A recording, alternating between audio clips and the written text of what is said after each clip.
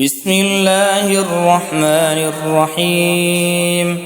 تبارك الذي بيده الملك وهو على كل شيء قدير، الذي خلق الموت والحياة ليبلوكم أيكم أحسن عملا وهو العزيز الغفور، الذي خلق 7 سماوات طباقا، ما ترى في خلق الرحمن من تفاوت، فارجع البصر هل ترى من فطور، ثم ارجع البصر كرتين ينقلب إليك البصر خاسئا وهو حسير، ولقد زينا السماء الدنيا بمصابيح وجعلناها رجوما للشياطين وأعتدنا لهم عذاب السعير، وللذين كفروا بربهم عذاب جهنم وبئس المصير. إذا ألقوا فيها سمعوا لها شهيقا وهي تفور، تكاد تميز من الغيظ، كلما ألقي فيها فوج سألهم خزنتها ألم يأتكم نذير، قالوا بلى قد جاءنا نذير، فكذبنا وقلنا ما نزل الله من شيء إن أنتم إلا في ضلال كبير. وقالوا لو كنا نسمع أو نعقل ما كنا في أصحاب السعير، فاعترفوا بذنبهم فسحقا لأصحاب السعير. إن الذين يخشون ربهم بالغيب لهم مغفرة وأجر كبير، وأسروا قولكم أو اجهروا به إنه عليم بذات الصدور. ألا يعلم من خلق وهو اللطيف الخبير. هو الذي جعل لكم الأرض ذلولا فامشوا في مناكبها وكلوا من رزقه وإليه النشور.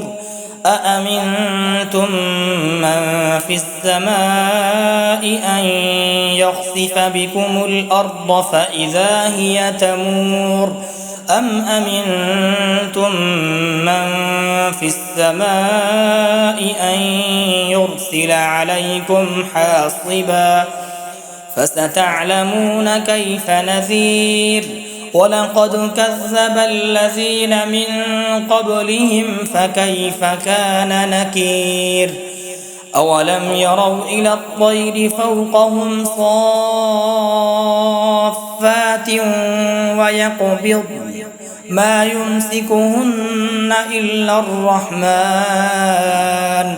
إنه بكل شيء بصير.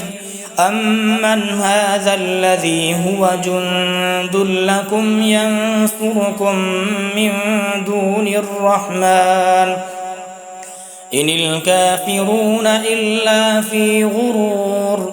أمن هذا الذي يرزقكم إن أمسك رزقه بل لجوا في عتو ونفور. أفمن يمشي مكبا على وجهه أهدى أمن يمشي سويا على صراط مستقيم. قل هو الذي أنشأكم وجعل لكم السمع والأبصار والأفئدة قليلا ما تشكرون. قل هو الذي ذرأكم في الأرض وإليه تحشرون. ويقولون متى هذا الوعد إن كنتم صادقين قل إنما العلم عند الله وإنما أنا نذير مبين فلما رأوه زلفة سيئت